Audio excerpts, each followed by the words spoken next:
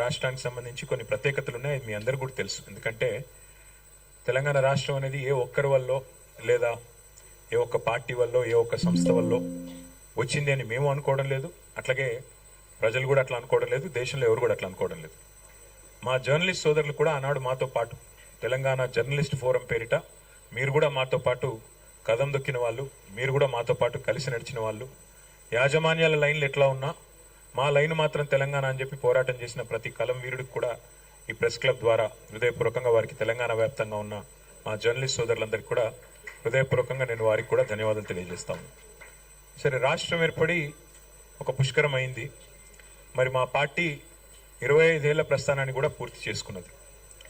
స్వరాష్ట్ర ఆవిర్భావ సంబురాలను జరుపుకుంటున్న ఈ సందర్భంలో మరి ఈ ప్రాంత స్వాతంత్ర్యం కోసం, ఈ ప్రాంతం ఒక రాష్ట్రంగా ఏర్పడడం కోసం జరిగిన పోరాటాలను, త్యాగాలను కూడా మనం స్మరించుకోవాల్సిన బాధ్యత మన మీద ఉంటుంది.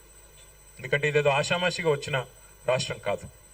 ఎన్నో పోరాటాలతో, ఎన్నో త్యాగాలతో, ఎన్నో రకాల బలిదానాలతో ఏర్పడ్డ రాష్ట్రం తప్ప ఆషామాషిగా వచ్చిన రాష్ట్రం, ఏదో రొటీన్గా వచ్చిన రాష్ట్రం అంతకంటే కాదు.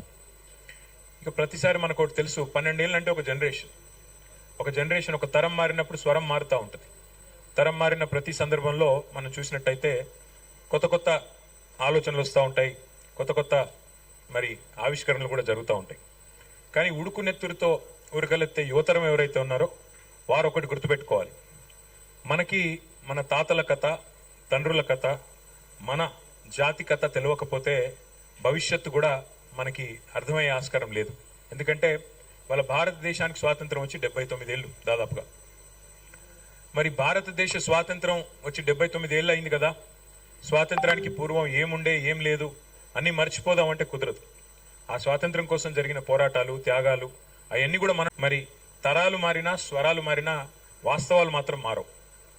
రామాయణం ఆనాటి త్రేతాయుగం నాటి ఇతిహాసం, మహాభారతం ద్వాపర యుగం నాటి కథ, ఎన్నో యుగాలు మారాయి, కానీ ఇంకా ఆ కథలు ఇంకా చెప్పుకుంటూనే ఉంటాం. అట్లాగే మనకు రామాయణం చదివితేనే అర్థమవుతుంది మారీచుడు చేసిన మాయలేందో, శకుని మామ పాచికలేందో మహాభారతం చదివితే తెలుస్తుంది. అట్లాగే శిఖండి పాత్ర ఏందో, సైంధవుడి పాత్ర ఏందో, ఎవరు హీరోనో, ఎవరు విలనో, ఎవరు ఏంటో, ఎవరి రోల్ ఏంటో మనకు అర్థమవుతుంది. అట్లాగే తెలంగాణ కథలో కూడా ఒక మహోన్నతమైన గతం ఉంది, మహోజ్వల చరిత్ర ఉంది. ఇక్కడ వీరుడున్నాడు, వీరోచిత గాథలున్నాయి, ఇక్కడ కూడా అమరులున్నారు, త్యాగాలున్నాయి, ద్రోహాలు ఉన్నాయి, ధోకాలు ఉన్నాయి. అట్లాగే బానిస సంఖ్యలను తెంచిన పోరాట కథ ఉంది, కథానాయకుడు కూడా ఇక్కడ ఉన్నారు.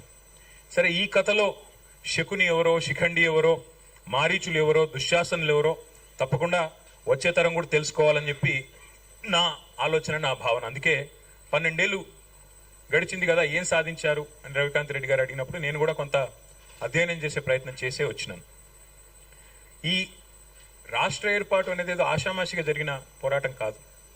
1952లో, ఇంకా అంటే ఉమ్మడి ఆంధ్రప్రదేశ్ ఏర్పాటు జరగకముందే ఆనాడే మరి తెలంగాణ అప్పటికే హైదరాబాద్ రాష్ట్రంగా, ప్రత్యేక రాష్ట్రంగా ఉన్న విషయం మీ అందరికీ తెలుసు. ఆ రోజుల్లోనే మరి పొరపాటున ఏమన్నా మళ్ళీ హైదరాబాద్ రాష్ట్రాన్ని ఫజల్ అలీ కమిషన్ సిఫార్సులకు వ్యతిరేకంగా, విరుద్ధంగా హైదరాబాద్ రాష్ట్రాన్ని అట్లాగే ఉంచాలని చెప్పి ఫజల్ అలీ గారు చెప్పినా కూడా దీన్నేమన్నా ఇతర ప్రాంతాలతో కలుపుతారేమో ఆందోళనతో ఆ రోజే 1952లోనే గైర్ ముల్కీ ఉద్యమం జరిగింది. ఆ రోజే అప్పుడున్న కాంగ్రెస్ ప్రభుత్వం భారతదేశంలో ఆనాడే తుపాకీల మూతతో 6గురిని బలిగొన్నది ఇదే హైదరాబాద్లోని ఆర్ట్స్ అండ్ సైన్స్ కాలేజ్ దగ్గర. 6గురు కాదు, 7గురిని బలిగొన్న విలన్ కాంగ్రెస్ పార్టీ. అట్లాగే 1956లో ప్రజల అభీష్టానికి వ్యతిరేకంగా బలవంతపు పెళ్లి చేసి ఆంధ్ర తెలంగాణ కలిపింది కూడా కాంగ్రెస్ అనే ఒక విలనే, కాంగ్రెస్ పార్టీనే. అందులో ఏమాత్రం అనుమాత్రం కూడా అనుమానం ఎవరికి అవసరం లేదు. ఉన్న తెలంగాణను ఊడగొట్టింది కాంగ్రెస్ పార్టీనే, చాలా మంది బలి చేసింది కూడా కాంగ్రెస్ పార్టీనే. అట్లాగే 52 తర్వాత మరి చాలా అప్పుడు జెంటిల్మెన్స్ అగ్రిమెంట్ అని, ఇంకా పెద్ద మనుషుల ఒప్పందాల పేరిట, ఇంకా ఇతరత్ర కొన్ని మరి ఉపశమనాల పేరిట కొంతకాలం వ్యవహారం నడిచింది. కానీ సరిగ్గా 12 ఏళ్లలోనే 1956లో ఉమ్మడి ఆంధ్రప్రదేశ్ ఏర్పడితే 1968 నాటికే తొలి దఫా తెలంగాణ ఉద్యమం ట్రిగర్ అయింది, ప్రారంభమైంది. మరి ఆనాడు విద్యార్థులు, ఉద్యోగులు వాళ్లే సారథులై వాళ్లే నడిపించారు తప్ప రాజకీయ నాయకత్వం అందులో మొదలు లేదు. 68 నుంచి 71 వరకు ఉద్యమం జరిగితే 370 మంది పిల్లల్ని బలిగొన్నది కాంగ్రెస్ పార్టీ. ఆ రోజున్న కాంగ్రెస్ పార్టీ కర్కశంగా 370 మంది పిల్లల మీద తుపాకుల తూటాలు జరిపి చివరికి 370 మంది చనిపోవడానికి కారణం అంటే దానికి కూడా ముమ్మాటికి కారణం కాంగ్రెస్ పార్టీని. అట్లాగే 71లో జరిగిన ఎన్నికల్లో, పార్లమెంట్ ఎన్నికల్లో 14 పార్లమెంట్ స్థానాలకు కాను 11 పార్లమెంట్ స్థానాలు, ఆ రోజుల్లో 11 స్థానాలు తెలంగాణ ప్రజాసమితి బ్యానర్ మీద 11 స్థానాలు ఇచ్చి ఆ పార్టీ, కొత్త పార్టీకి మాకు తెలంగాణ కావాలి అని ఆకాంక్షను 52లో ఎట్లా అయితే చెప్పారో, 68లో ఎట్లా అయితే చెప్పారో, 71లో కూడా ప్రజలు నిర్ద్వందంగా చెప్పారు. దేశ ప్రభుత్వానికి, కేంద్రంలో ఉన్న ప్రభుత్వానికి చెప్పారు, అయ్యా మా తెలంగాణ మాకు ఇవ్వండి అని చెప్తే కూడా దాని కర్కశంగా ఆ ఉద్యమాన్ని అణిచివేసింది కూడా ఆనాడు అప్పుడున్న కాంగ్రెస్ అధినాయకత్వం, కాంగ్రెస్ పార్టీనే.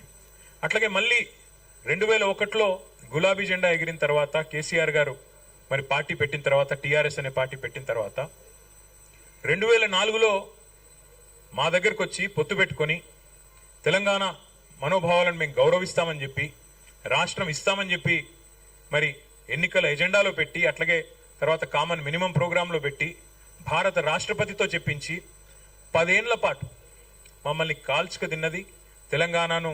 అల్టిమేట్ గా 100,000 మంది పిల్లలు ప్రాణాలు కోల్పోవడానికి కారణం ఎవరైనా ఉన్నారంటే ఖచ్చితంగా తెలంగాణ కథలో నంబర్ 1 విలన్ కాంగ్రెస్ పార్టీ. అందులో ఎవరికి ఎలాంటి అనుమానం కూడా అవసరమే లేదు.